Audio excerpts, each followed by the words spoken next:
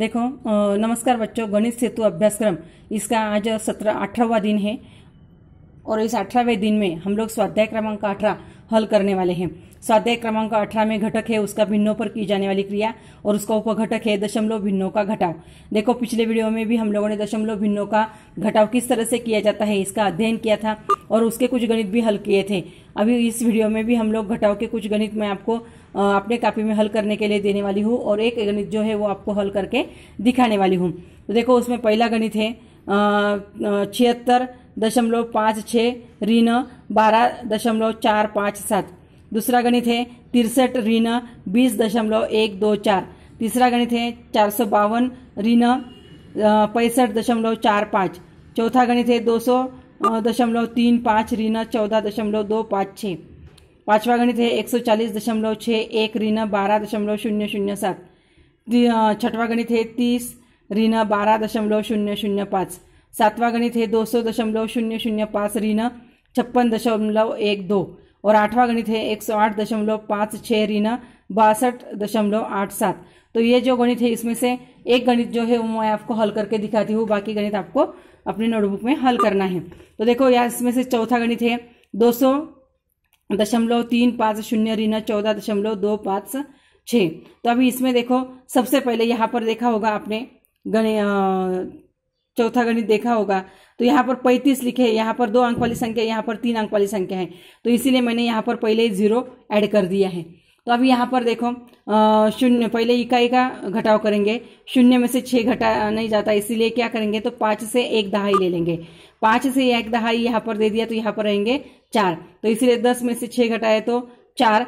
अभी 4 में से तो 5 घटा नहीं सकते, इसीलिए फिर से 3 से 1 दहाई यहाँ पर लेंगे।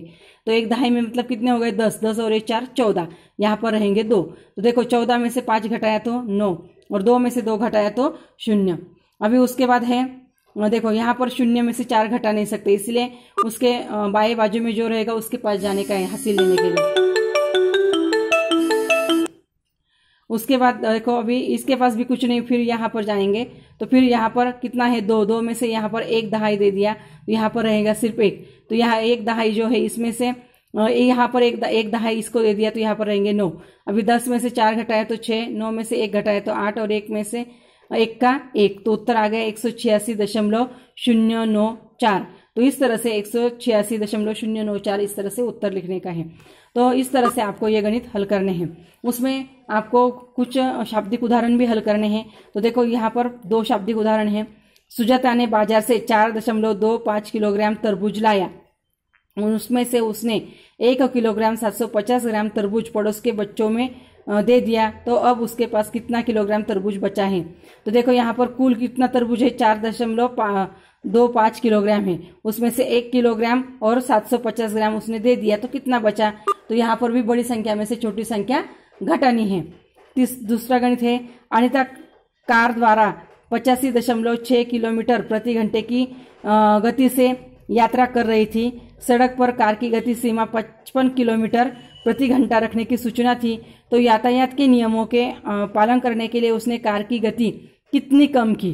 तो देखो यहाँ पर अनिता का स्पीड कितना था कार चलाने का 85.6 किलोमीटर प्रति घंटा और उसका लिमिट कितना है गति सीमा का 55 किलोमीटर है। तो यहाँ पर 85.6 में से 55 को आपको घटाना है और फिर जो उत्तर आएगा वो उतनी स्पीड जो है उसने कम करने का है। तो इस तरह से ये गणित जो है मैंने आपको समझाए हैं, वो आप लोगों को अपने कॉपी में हल करने हैं। दशमलव चिन्ह जो है वो बराबर दशमलव चिन्ह के नीचे ही आना चाहिए। हासिल लेते समय किस तरह से देने का है और लेने का है वो भी आप लोगों को अच्छी तरह से ध्यान में रखने का है।